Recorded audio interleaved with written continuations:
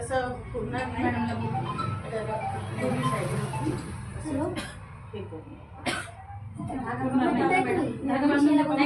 धागा लावून घ्या तुम्ही बरोबर.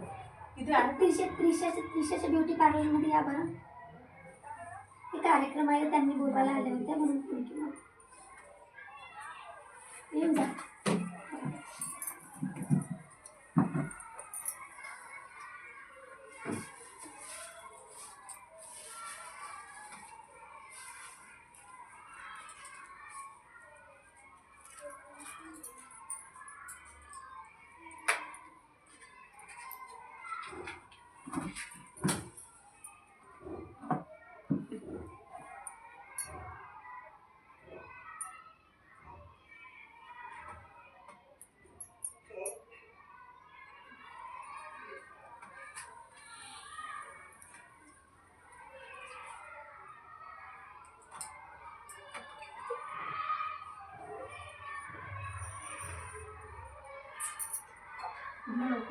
हो ना.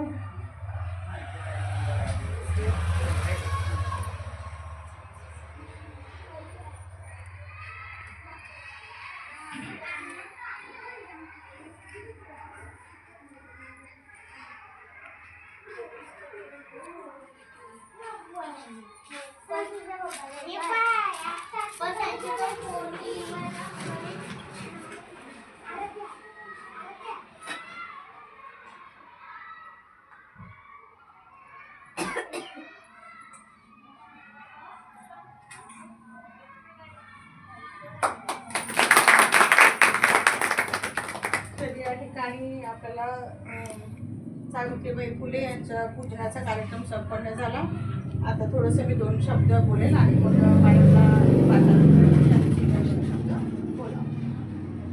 आज आपण या ठिकाणी जे बसलेलो आहे ती जमा झालेली आहे, याचं सर्व श्रेय आज कोणाला जाते? त्या माऊलींना जाते. कारण ह्या जर नसत्या तर आज ह्या माऊली जर नसत्या तर आज आपण या ठिकाणी इथे या परिस्थितीमध्ये एवढ्या काय म्हणतो आपण फ्रीपणे स्वतंत्रपणे वावरू शकलो नसतो. आणि शिक्षणाच्या बाबतीतच नाही तर यांनी आपल्याला चूल आणि मूल ह्या परिस्थितीतून बाहेर काढण्याचं काम सावित्रीबाई फुले यांनी केलं. आणि सोबतच एवढ्या सर्व त्यांनी उपलब्ध आपल्याला करून दिलेल्या आहे. म्हणजे शैक्षणिक झालं, सामाजिक झालं, आर्थिक झालं, सर्व स्वातंत्र्य आपण आज उपभोग करून राहिलो. तरी सुद्धा असे काही काही महिलांचा आता आमचा NGO आहे. NGO मध्ये आम्ही जवळपास रोज कमीत कमी 200-300 महिला म्हणजे फिरत राहतो. हाच जिल्हा नाही, चिमूरच नाही, उमरेड, भिवापूर असे आमचे वेगवेगळ्या पातळीवर कार्यक्रम होतात. त्यामध्ये अजूनही काही ठिकाणी महिलांची परिस्थिती गंभीर आहे की ज्या ठिकाणी काही काही त्यांना तिथून बाहेर निघता येत नाही किंवा काहींना रोजगाराची संधी उपलब्ध होत नाही. ज्यांना परिस्थिती अनुकूल आहे ते काही घरच्या दबावामध्ये त्या महिला आपलं काय म्हणतो त्याला प्रोग्रेस करू शकत नाही. तर त्यामुळे असं मला वाटते की आपण जे आज तुम्ही स्किल आता ब्युटी पार्लर हे स्किल तुम्ही घेऊन राहिले या इन्स्टिट्यूटमध्ये, तर नुसतं पार्लर शिकणं म्हणजे शिकू नका. तर मला असं वाटते त्याचा उपयोग करा. सर्टिफिकेट घेतलं, डिप्लोमा घेतला, घरी फाईलमध्ये पडला आहे असं न करता त्यावर तुम्ही आता अनमॅरिडच्या मुली स्पेशली मी त्यांना म्हणते आहे की इथून तुम्ही गेल्यानंतर सोबत 2 भांडे घेऊन जाऊ नका अन्नाचे. तर पहिले आपलं बुक आणि सर्टिफिकेट हे घेऊन जा. कारण बहुतेक मुली काय करतात की आता आमचा अनुभव असा आहे, लग्न झाल्यानंतर ते 1-2 वर्ष त्यांना काहीच नाही, मग नंतर कॉल करतात की मॅडम मला बॅच घ्यायची आहे. पण तोपर्यंत काय होते तुमच्याजवळ ना सर्टिफिकेट आहे, कारण तुम्ही जर आहे पडला आहे बुक आपलं कुठे आहे, पुन्हा डबल पेमेंट करता आणि डबल शिकता तुम्ही. तसं न करता जो काही तुम्ही गुण घेता, टेलरिंग असो, पार्लर असो, इव्हन आपले एज्युकेशनल काही ट्रेनिंग्ज आहे ते जरी कोणी घेत असेल तर त्या संदर्भात त्याचा तुम्ही उपयोग करा, स्वतःच्या पायावर उभे व्हा. ठीक आहे. आणि अजून तुम्हाला काय मदत लागेल तर बोलण्यासारखं तर भरपूर काही आहे, पण आपल्याजवळ वेळ खूप कमी आहे. कारण अजून त्यानंतर 2 प्रोग्राम्स अटेंड करणार आहे. तर म्हणून मी एखाद दिवस आपण पुन्हा महिला दिन आता आहेच मार्च महिन्यामध्ये 26 प्रोग्राम घेऊ. मला मॅडमशी त्या संदर्भात पुष्कळ काय बोलायचं आहेच, तसं मी घेऊन घेईन मॅडमचा नंबर तुमचा. ठीक आहे. आता मी शिंदे मॅडमला म्हणेल 2 शब्द तुम्ही आमच्या मुलींना सांगा.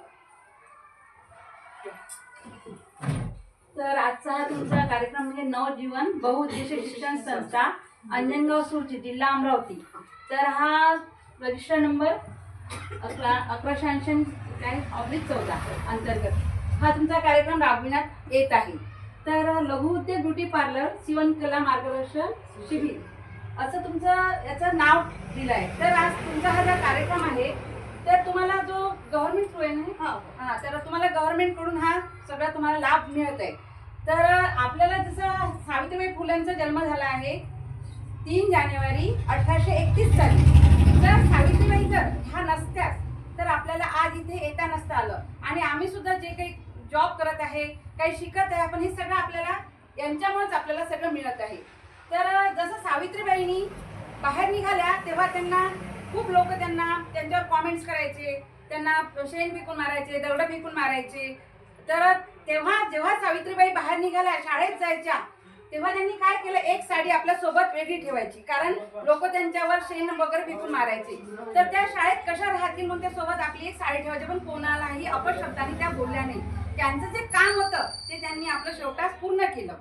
तर त्यांनी जेव्हा मग हे काम सगळं सुरू केलं, त्यांना सोबत कोण होते त्यांच्यासोबत, तर त्यांचे पती कोण, ज्योतिबा फुले हे त्यांच्यासोबत होते. आम्हाला ते विद्यार्थ्यांना विचारायचं हवे.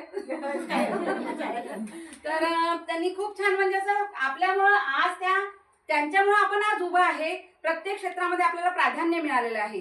तर जसं आता तुम्हाला इथे तुकडोजी महाराजांनी म्हटलं आहे, एक तरी अंगी असू दे केला, कला नाही तर काय फुका जन्मला. जर तुमच्या अंगी जी कला आहे, ह्या ज्या कलागुणांना ह्या बाहेर पडत आहे, कोणामध्ये डान्सची आहे, कोणामध्ये रांगोळीची आहे, कोणामध्ये पार्लरची आहे, कोणामध्ये शिवणकलेची आहे, ही कला कोणामुळे हे सगळे आपल्या आल्या आहे आणि आपण अवगत करत आहे. ह्या सगळ्या कला आपल्याला सावित्रीबाई फुलेंनी सांगितलेल्या आहे. सगळ्या तुमच्यामध्ये ज्या काही कला आहे त्या कलांना वाव कसा द्यायचा आणि समोर कसं यायचं, लाजायचं नाही. कारण आता आपली संस्कृती प्रधान पण झालेली आहे. आता आपण स्त्री मागे राहिली आहे का? पूर्वी स्त्री ही अबला होती, आता ही सबळ बनलेली आहे. तर स्त्रीनी मागे राहायचं नाही. आपल्यामध्ये ज्या काही कला आहे, आता सखी मंचचा कार्यक्रम झाला मध्ये 4 दिवसापूर्वी, तर खूप सुंदर कार्यक्रम झाला. तिथे पण छान स्त्रियांना अशा तुमच्यासारख्याच्या वयाच्या लेडीजला छान बक्षीस वगैरे असे मिळाले. खूप सुंदर डान्स केले त्यांनी.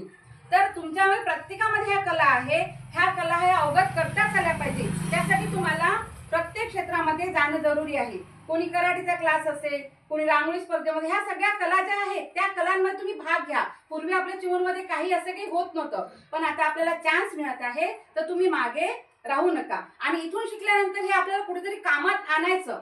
मॅडमने आता सांगितलं की तुम्ही सर्टिफिकेट घेतलं की ते खाईमध्ये लावलं की झालं माझं पार्लर, असं करू नका.